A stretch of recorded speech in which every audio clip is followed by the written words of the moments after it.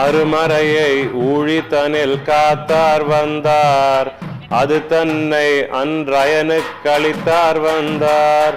திருமழுவி அழியாமல் காப்பார் வந்தார், தாமரையாளுடன் இலங்கும் தாதை வந்தார்.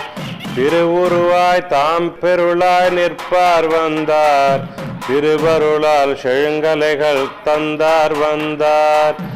மறுவலர்க்கு மயக்குரைக்கும் மாயோர் வந்தார், வானேற்ற வழி தந்தார் வந்தார் தாமே. Vahanas. The minute you hear the word, most of us would probably think of cars and bikes and Vahanas of today, right? The root word Vahana is actually from a Sanskrit word which means a vehicle to aid movement, right? Today, of course, we'll only talk about cars and bikes and all that, but in our traditional culture, Vahanas have really been animals and sometimes humans as well, who have served as vehicles or objects of movement for our gods. When we talk about Vahanas, it's important to look at Vahanas in two ways. One is from the mythological aspect. So if you look at all our main deities, of course, most of you would know Shiva's Vahanas are Nandi, Vishnu's Vahanas is Garuda, but many of our other gods also have Vahanas which are not that well known. Lakshmi, for example, has the owl. Ishana, for example, has the buffalo. Indra, of course, is the king of the celestials, so the elephant was his Vahana, Airavata. And Airavata was not your regular elephant that you see in forests and zoos today, but it was a magical elephant which was not just white in color, but it had 4 tusks as well. Agni, of course, had the goat as the Vahana. Kubera had the horse as a Vahana, and sometimes he had a human being as well. Yama had the buffalo as the Vahana. Vayu had the deer, and Vayu had the deer because the deer, like wind, is constantly in the move. So Vayu is the god of the wind, so he had the deer as a Vahana. Varuna had Makara. Varuna is the god of waters, and Makara was a mythical beast which lived in the waters. Nairuti had a bit of a spooky Vahana. Nairuti is on the southern side. He or she is one of the minor deities for the underworld. So the Nairuti's Vahana was actually the human corpse. So how a dead body can move is, of course, magic. In our Bhakti literature, both the Devaram and the Divya Prabandham, you find many references to Vahana, but in the context of the mythological aspect of how the Vahana bears the deity. So you'll find many references to Shiva being beautifully adorned, seated on top of the Rishabha Vahana, or you'll find Vishnu beautifully adorned with Lakshmi seated on top of the Garuda Vahana. Poems that talk about Vahana in the processional context are fairly rare. What is unique is Vedanta Desika was a very important Vaishnavite saint, and he has composed something called the Tiruchinnamale on the Varadaraja Perumal temple in Kanjipuram. The Tiruchinnam are a short pair of Nadaswarams that are blown together. They have a very piercing sound, and when they are blown and when the conch is blown is when the Vahana actually starts from the temple. So every line in his Tiruchinnamale will talk about how Varadaraja Perumal is coming. So Vandar is how it will end, and Vandar in Tamil means he is coming. But really, if you look at Vahanas from an iconographic point of view, which is what we are going to look at today, Vahanas become wooden mounts made which bear the weight of the processional deity when the processional deity is taken around the temple, around the different streets of the village during the times of festivals. So this is really the Vahanas that we are going to look at.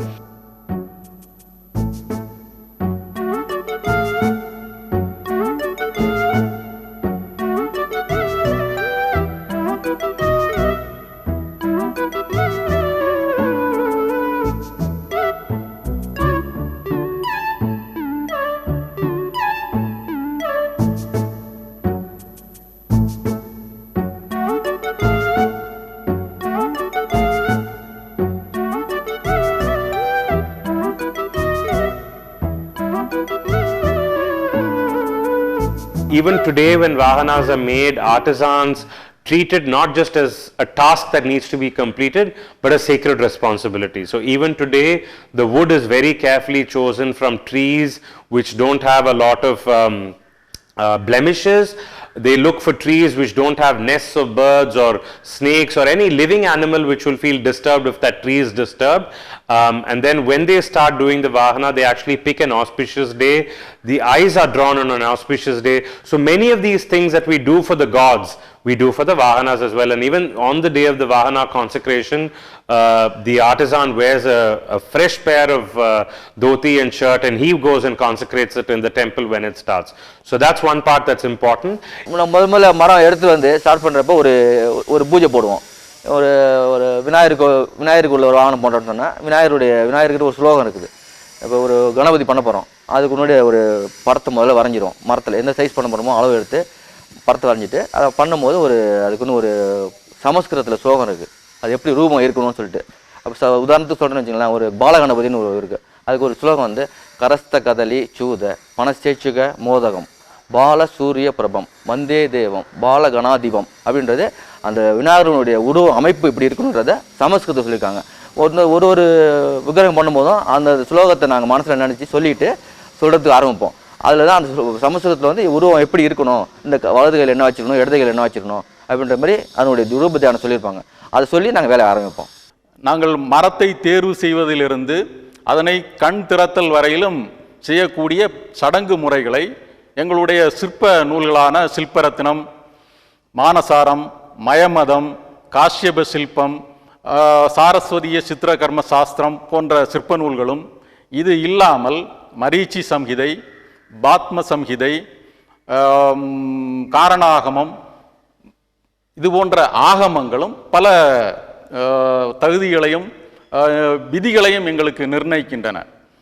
ஒரு வாகனம் செய்வதற்கான மரத்தை தேர்வு செய்கின்ற போது அந்த மரத்தை தேர்வு செய்வதற்கு யார் யார் செல்ல வேண்டும், அந்த மரம் என்ன தகுதியோடு இருக்க வேண்டும், ஆண் படிமங்கள் செய்வதற்கான மரத்தினுடைய தகுதி என்ன, பெண் படிமங்கள் செய்வதற்கான மரத்தினுடைய தகுதி என்ன, அதனை எப்படி வெட்ட வேண்டும், அதற்கு முன்னால் அந்த வன தேவதைகளிடமிருந்து நாம் எப்படி அனுமதி பெற வேண்டும், அதற்கான வாஸ்து பூஜையை நாம் செய்து வாஸ்துவிடமிருந்து எப்படி அனுமதி பெற வேண்டும், இது போன்ற பல சட்டதிட்டங்களை நம்முடைய ஆகம நூல்களும் சிற்ப நூல்களும் வகுத்திருக்கின்றன.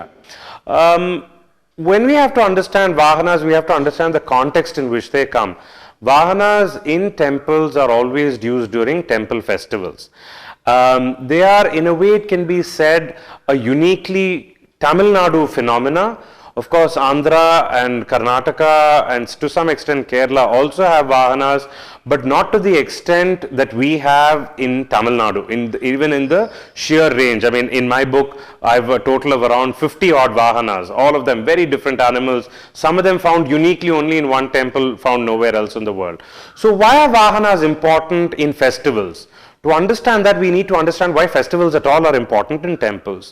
Today, most of us know temples only as places of religious worship, or there are places of beautiful art and architecture in the temples itself.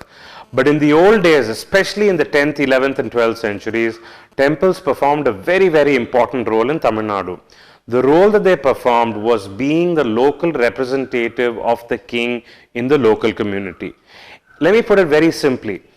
Anything that we look at for the government to support us on, whether it's in tax collection, whether it's maintenance of law and order, providing healthcare facilities, educational facilities, infrastructure facilities, all of this, employment facilities, all of this was given by the temple in the old days. So it was very important because for the king to look at the temple as his representative in the local community, and the temple benefited as well, because the more and more the temple allied itself with the king, it got the power, it got the protection, it got the money, all of that. So religion and politics worked very closely with each other, not just for each other's mutual benefit, but for the betterment of the community as well. So when you look at temples as being places, as repositories of whatever the king's power was in the local community, the rituals also started mirroring the same thing. So whatever rituals you found with the king in the palace, you found in the temple as well with the deity. I mean, for those of you who know what we call temples in Tamil, it's ko-il.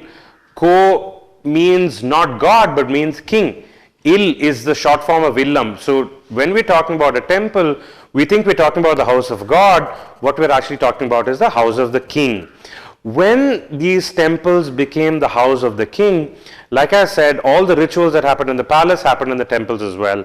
One of the very important rituals in the palace was the king going out on an elephant around his village, around his capital city, so that people can see him and they can think of what a great king he was. I mean, just imagine this, right? In those days, you didn't have even cars, let alone buses.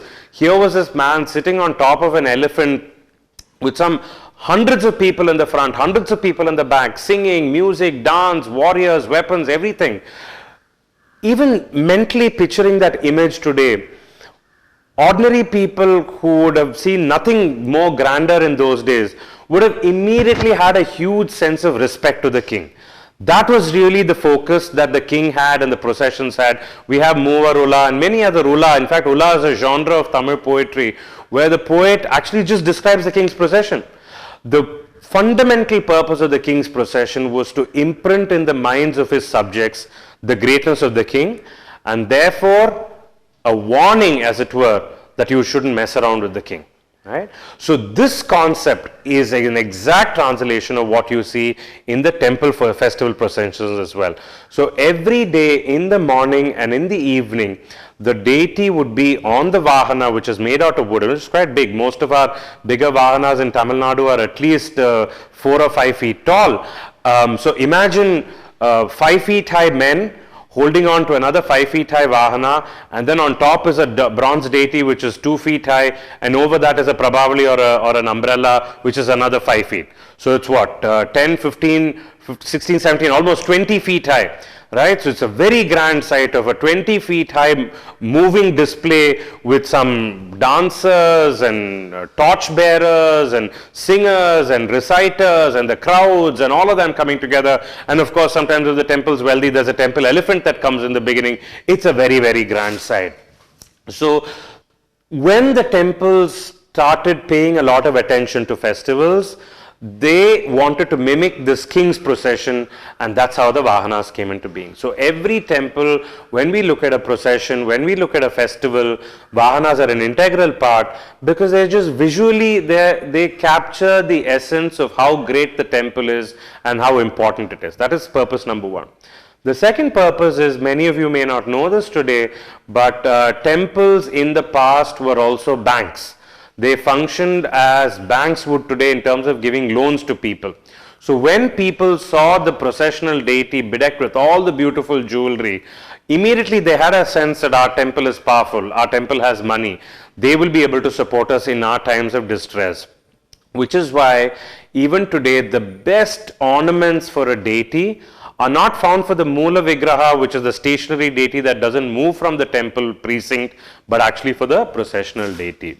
So, before we get into understanding Vahanas in detail, let's just remember that the Vahanas have a very specific position in the processions of the temple, and the processions of the temple are very important for us to understand because they were a way for the temple to show its closeness to the ruling king and to also give people around them who looked at the Vahanas of how great the temple was. So everything connected to the Vahanas will have some element of making that Vahana look grander and more beautiful so that when it's seen by the people outside, they feel impressed.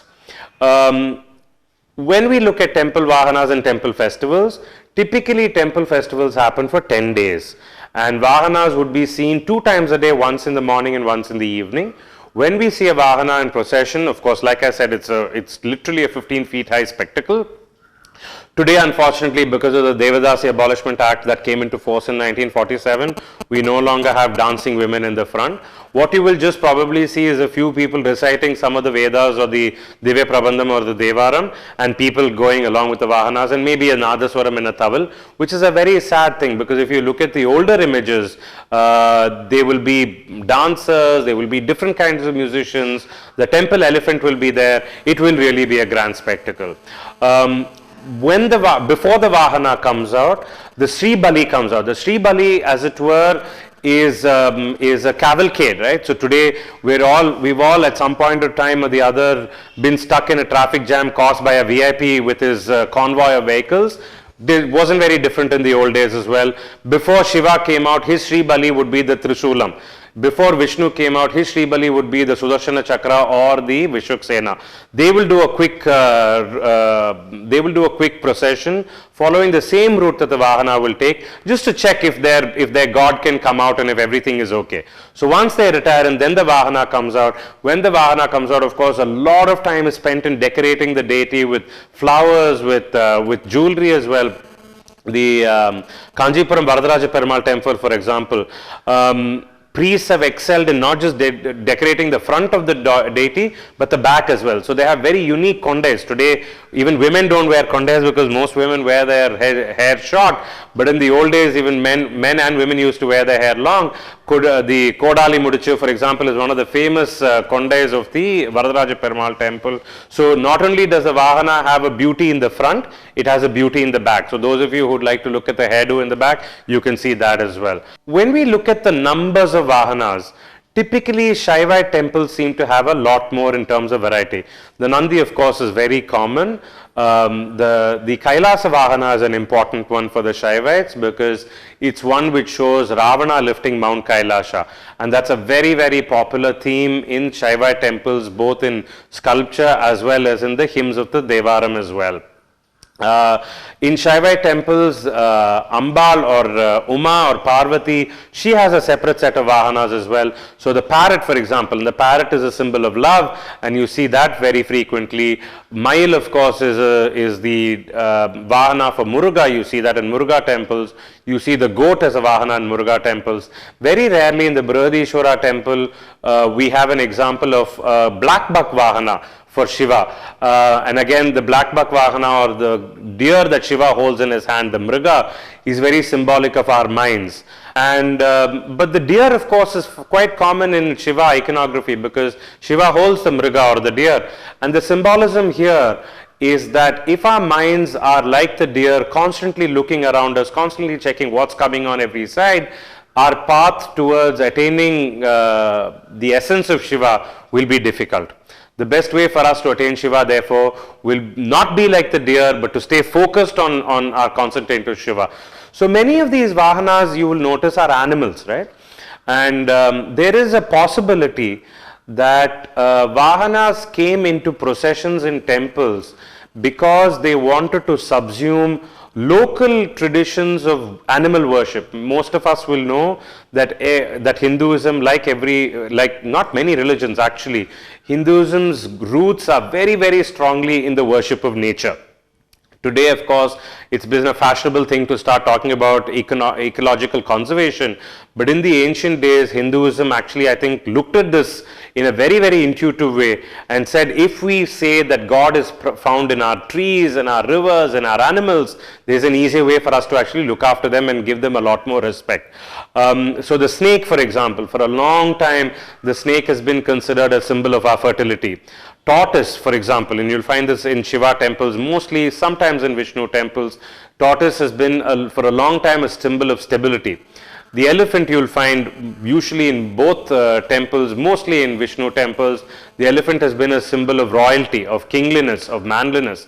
The lion you will find as a symbol of bravery.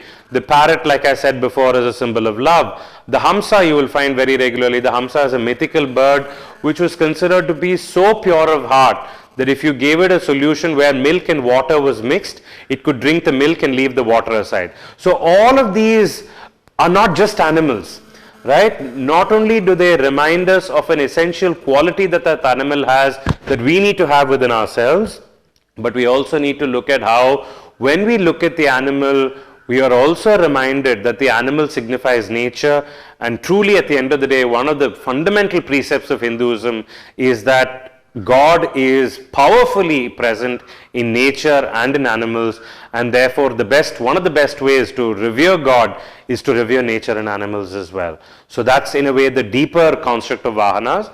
Moving on from there, some of the rarer Vahanas are the Tirupuli Alvar. The Tirupuli Alvar is the tamarind tree, and the tamarind tree is a Vahana that you find only in the Nammalvar temple in Alvar Tirunagari, because Nammalvar is said to have attained his moksha or attained his visions of Perumal sitting under the tree. The other temple which has many unique Vahanas is the Rajagopala Swami temple in Manarkudi. Interestingly, where all Tamil Nadu temples celebrate a 10-day festival, Manarkudi alone has an 18-day Brahmotsavam. And because it has an 18-day Brahmotsavam, it has many unique Vahanas which are not found anywhere else in Tamil Nadu. Incidentally, the Brahma Utsavam means Brahma himself comes down to do the Utsavam. So Brahma is the creator. So the processions therefore not just have a religious connect or a social connect, but they have a very strong mythological connect as well. In addition to the Vahanas that we've seen in terms of animals, there are also some Vahanas which are unique in design. The Pallaka, for example, is a palanquin, and you find that as a Vahana as well. Some of the temples, like our own Parsarthi temple in Thiruvalikeni, it has two unique Pallakas. One is called an Alum Pallaka, which is actually a Vahana on a Vahana, if I can say that, where you have 4 dolls of men holding a palanquin, and that in turn becomes a Vahana where real men hold it. So that's a fairly unique one. You don't find that very often. Another Vahana that is quite unique in the Parsarthi temple, and you find this in a few other temples, is a Kannadi Pallaka, where the wooden palanquin is inset with mirrors. So it's a very dazzling affair when you actually look at it. All the Vahanas finally culminate in the Ter. And the Ter is this massive Ratha. It's beautifully carved, and it's taken around the 4 streets. There are, of course, the big Ter of Tiruvarur is very famous in Tamil Nadu. There are many smaller Thers as well. In the Maratha period in the 16th and the 17th century, Gorathams also became popular, which are much smaller versions of the Ter, and they can be drawn much faster. In fact, older paintings in archives show bullocks actually drawing this Goratham, which is probably why it's called Goratham. Go meaning cow and Ratham meaning a chariot. My hope is really that when you look at a Vahana next time in the temple, you look at it not just as some wooden sculpture which is there, but also look at how it links back to a very fundamental premise of Hinduism, that God is immanent in nature, and we need to respect nature, and only then we respect God. Also look at how Vahanas have been ways for the temple to build its connect with the local community, both by giving to the community and by taking from the community as well. And my hope is that if you see this video and you see how the Vahana is made, and you see some examples of fine Vahanas, you could do your own bit to preserve these Vahanas and promote them in whatever way you can.